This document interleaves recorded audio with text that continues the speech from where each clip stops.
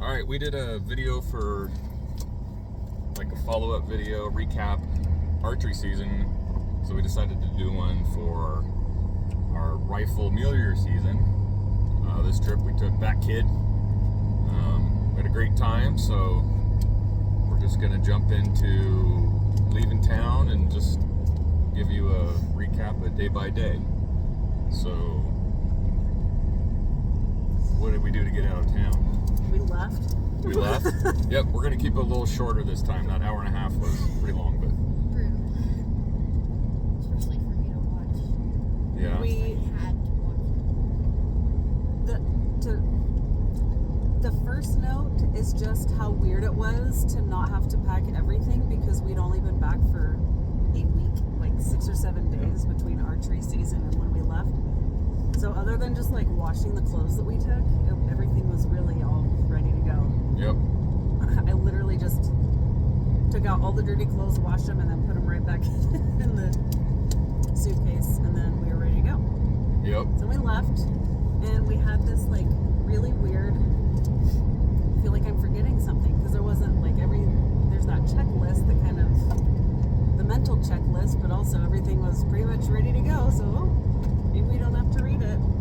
Well, I don't know, 5 hours out of town. Bailey, what did you ask about? What did you say, like, hey, did you guys bring this? Oh, the rangefinder. Bailey's like, did we bring Mom's rangefinder? Because she knew Dad's took a dump. And Levi and I looked at each other like, oh crap, it's with my bow in my bedroom. Yeah. So we're going to hunt wide open country, Burns, and getting a little sway of the Jeep. Yeah, so we're approaching town where there should be a rangefinder for sale. We get into town and I'm like, well, let's fuel up. So we fuel up. I think we got a snack, maybe, I don't remember. And then we run over to the store that sells these things. And I'm like, what do you bet they close at 6? And it's like 3 minutes to 6. Yeah. We go in there, we go to the counter in the back. They've got 2 rangefinders. They're like $400 or $500. And I'm like, oh, I don't really feel like dropping that much money on a rangefinder when I have one at home that works and one I can send in lifetime warranty is going to be fixed. So the man or woman, one of them comes out and they're like, yeah, we have that one on the bottom too. And it was like $140. I'm like, sold. Thank God. Yeah, I was like, that we can do. Budget friendly, let's go. Yeah. So we bought that, and then we just headed towards where we were going to camp. Drove. And, you know, Bailey in the back doesn't like long trips. She's like, are we there yet? How much time's left? Well, we were expecting 6 hours. I was expecting 6 hours and around 7 hours. I'm like, are we there yet? Are we at least close? And we're like, no, not really. Yeah. I think Bailey is learning that Dad's perception of how long it takes to get somewhere is kind of like Hawaiian time. Yeah. Like 10 minutes is more like an hour. Yeah. Right? The kind of time frames that I understand. The thing is that we would have been to our regular camp, but we were hunting and camping in a spot that we had never done before. I think in our last video, it's undoubtable that we talked about checking out new areas and scouting for where we wanted to rifle hunt. So we just hadn't gone directly there. We had gone from our regular camping spot to where we wanted to hunt, but not directly from home. So the road, it's one of those, if you could go 55 on all these roads, it wouldn't have taken that long. But you're doing twisty turnies at like, what? How fast are you doing typically? As fast as that Jeep behind us will let me go. Like 35. Yeah. It took a long time. It was a little sketchy. How long did it end up taking? Like 9 or 10 hours. From when we left home, it was 11 hours. We made a couple stops, the rangefinder and a bathroom, stuff like that, but Yeah. we didn't like dilly-dally, so Yeah, it was a long trip. By the time we got into camp, it was dark. So we set up the tent, sleeping bags, pads. I set up the cook station. Realized my griddle was all rusted and nasty because I didn't clean it when I got home last time we used it. So we ate our freeze-dried meals because we could boil water. Yep. Because we remembered a water boiling pot. Yeah. That's handy. So we went to bed and sure had dreams of opening morning. Yeah. So the next morning we get up and I'm like, well, let's go out where we have shot deer before on a previous trip. We get up to the saddle. As we're driving up there, there's a quad in front of us. We follow him to that saddle. There's a truck with like 4 or 5 guys in it. There's a Jeep of some sort, or like a, I don't know, some kind of old Jeep looking thing. Yeah. So I think that guy was out the ridge. So we were able to sneak through those guys in the saddle. They were all pulled over. We go down around the corner, and then there's another truck out on a knob. They're sitting on the knob behind, or farther out than that, glassing. There's just people everywhere. So we just pull over alongside the road. We're watching some draws down through there in the burn, and we're just waiting for it to,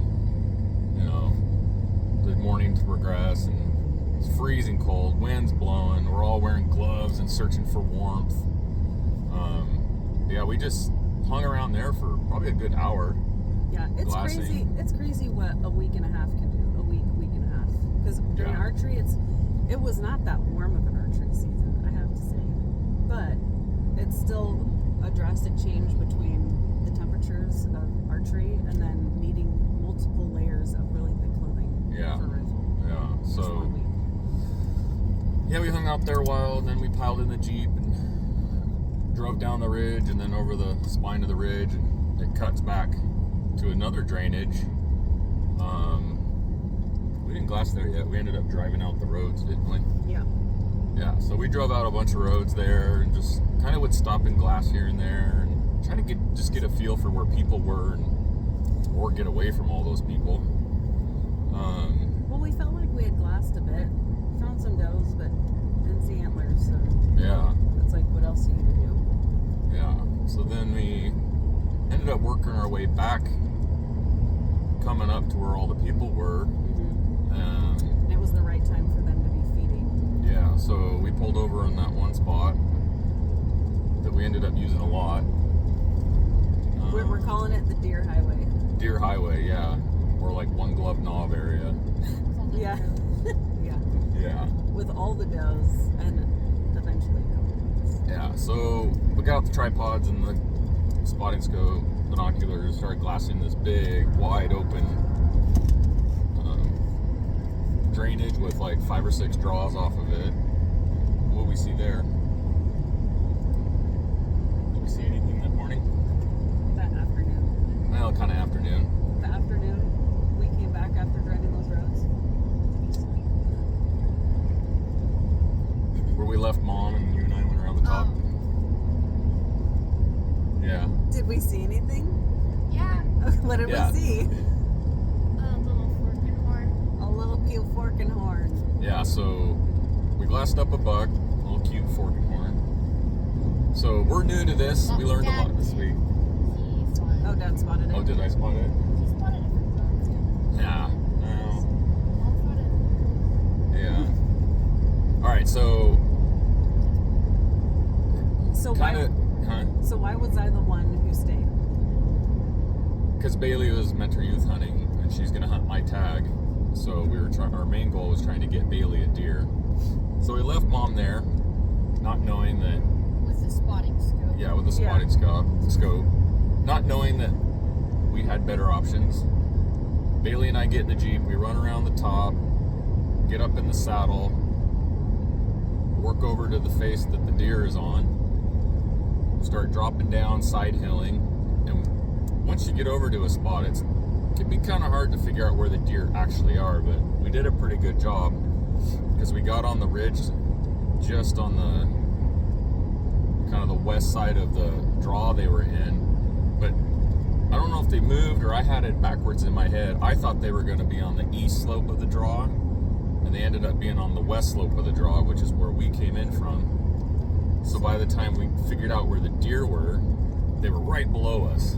Like 30 to 60 yards. Yeah. And I think I saw the bush they were next to.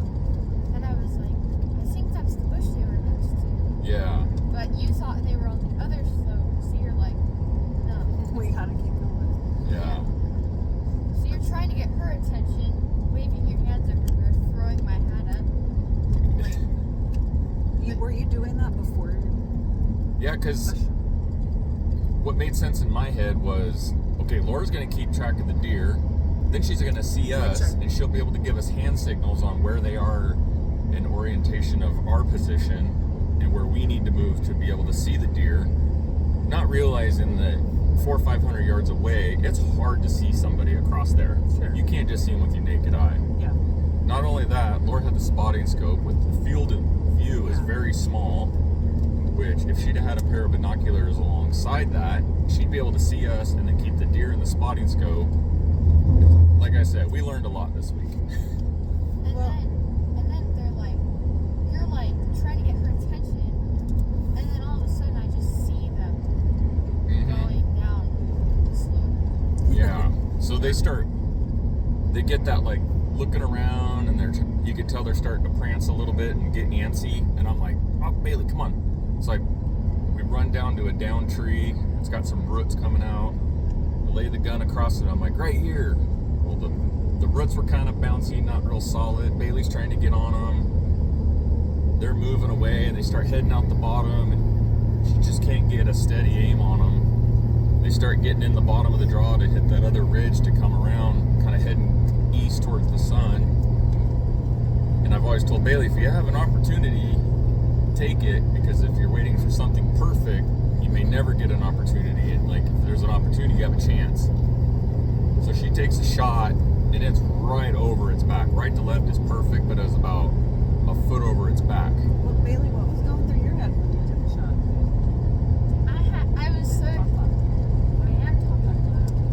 I was so excited, and then all of us on the drive up, I was thinking of killer brownies. That's our new little tradition.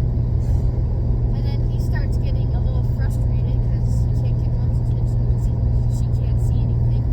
So I'm kind of nervous thinking of my brownies.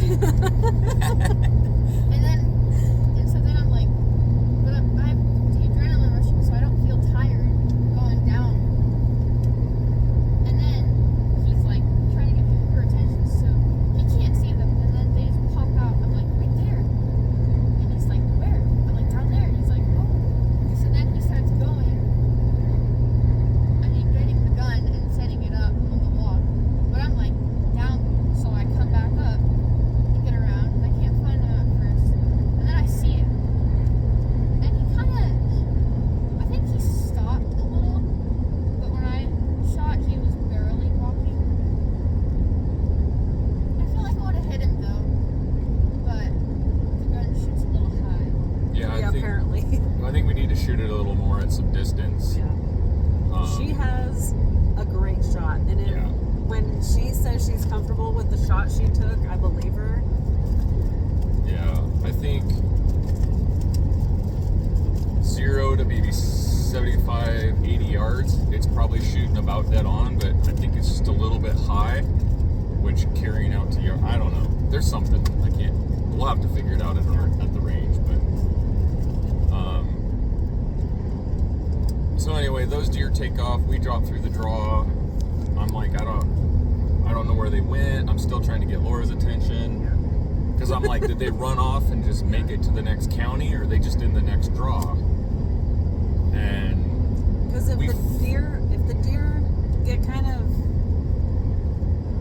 not necessarily spooked, like let's get the heck out of here, but if they're just like, I kind of feel icky right now, we'll just leave. They go to where they just can't see you. yeah, They'll do that about 3 times, and then they'll be like, okay, I'm tired of playing a game, so I'll leave.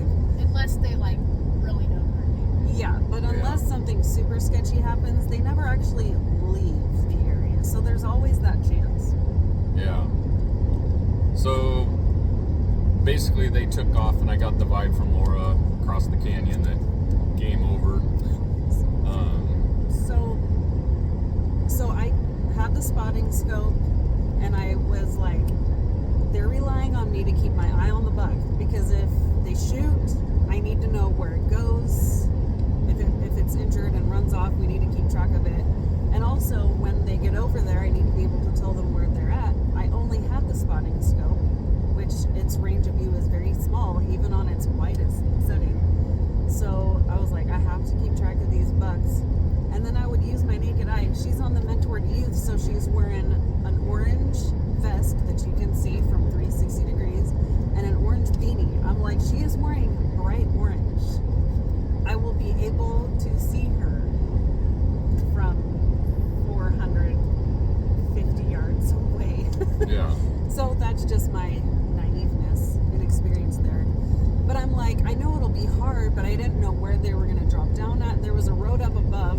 can't hear the Jeep. You couldn't see a dust trail. You couldn't see them drop over, and I had no idea how long it was going to take them. I'm like, how close are they going to get before they can see them, before they set up? So I would continually look over and try to scan for them and find them, but I could not do it. And then I was watching the bucks. I'm like, I've just got to keep my eye. I know it's getting close. And all of a sudden, I heard a shot, and I could tell that they must have been over there because the deer had been just kind of feeding, and then there was a very obvious moment when, especially the main doe, but eventually real soon after that, all three of them were looking up at the same area, kind of just sketchy. What is going on? What's that sound? I don't know. I doubt it was a smell, but they knew something wasn't right. And I was like, okay, they've got to be over there. So I'm like, you got to keep track of this buck. I hear a shot, and it takes him a moment, but then the doe runs off. One of the doe side hills, another doe drops down, and then the buck ran up, and then eventually the doe that ran to the side hill caught back up with him. But I watched them, I don't even know, a couple 100 yards. He ran off. I couldn't see an entry or exit wound. I saw no blood, and he seemed to be operating just fine. But while I was watching them leave, I think I heard you whistling. Yeah. To get the buck's attention to stop, and then I heard the shot. And so then I heard him whistling again, and I thought, and I could see the buck looking back at him, and I was like, okay, so that's the same position he was at when I heard the original shot. So they must just be trying to get the buck's attention to take another shot. And I didn't hear a shot. All of a sudden I hear clapping, and I'm like, oh man, they think he's still running or something. And then all of a sudden I hear across the canyon, look at me! So I was like, okay, I think I could kind of tell where that was coming from, and it still took a good moment to find them. But he was asking, which direction they went, so I told him which direction they went. I just wasn't able to tell him, he saw which direction and then picked up his binoculars and they went off, and I'm like, oh shoot, are they looking for blood? I mean, they're ways over there, they're not going to catch up to him. And so I didn't really know how, and I whistled. It was so faint. It was such a faint whistle. I was like, there's no way of telling. Gotta do this again.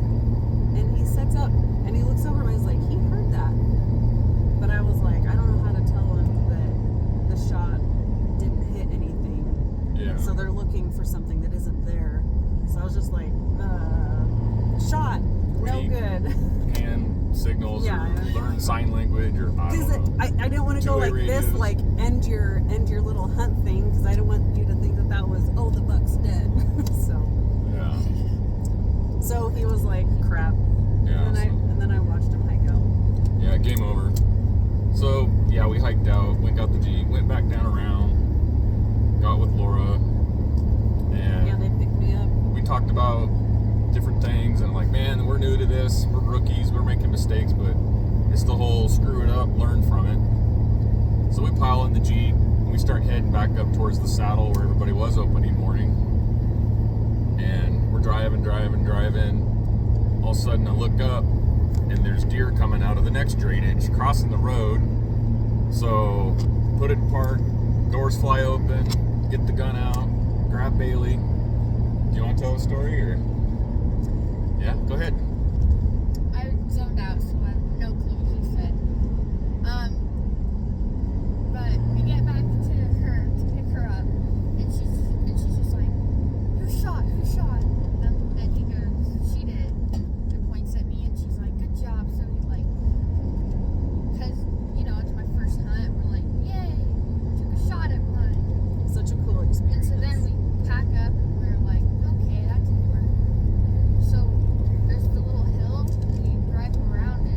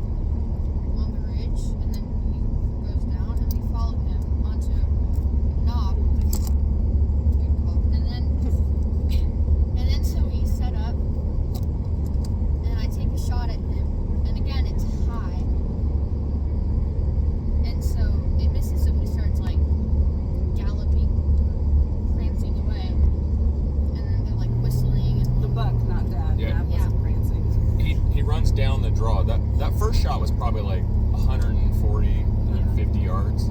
They run down the draw, and I run over to the open area where I can see down in the draw, and I'm like, come here, come here. So then Bailey has the gun and comes walking towards me, and then you can tell it from there. And so then he starts leaving her, and she said right in the middle. So I think I hit him right in the middle of the run. So I'm My like, words, yeah. I got him. And so then he just starts sprinting. And Dad starts running. I'm like, what? But he leaves me with the gun, so I like carry the gun over. And he sets up on a log, I think. And for you though, even if you did hit him, if he's running away, that doesn't mean you killed him or you took him out right away. So Dad's just used to, you gotta follow it, you gotta find out where they're going, and you gotta get ready for that next shot. Yeah. So she runs down to me with the gun. I grab the gun. I get the bipods are already out. Set it down on the ground. She lays down prone, and then you want to go from there, Bailey? So we set up on a log. No, we already did that. You set up on the ground for a second. Yeah. The second shot, you're laying prone on the ground, Yeah. and okay. And so then Buck's running, and he whistles at it, and it like slows down and stops. So I shoot, but the bullet wasn't in all the way, so it didn't grab it. And so when I shoot, nothing happens, and Dad, you can tell, he's like, oh no. So then he like fixes it, I guess. Yeah. Yeah, I rolled the bolt. Nothing popped out.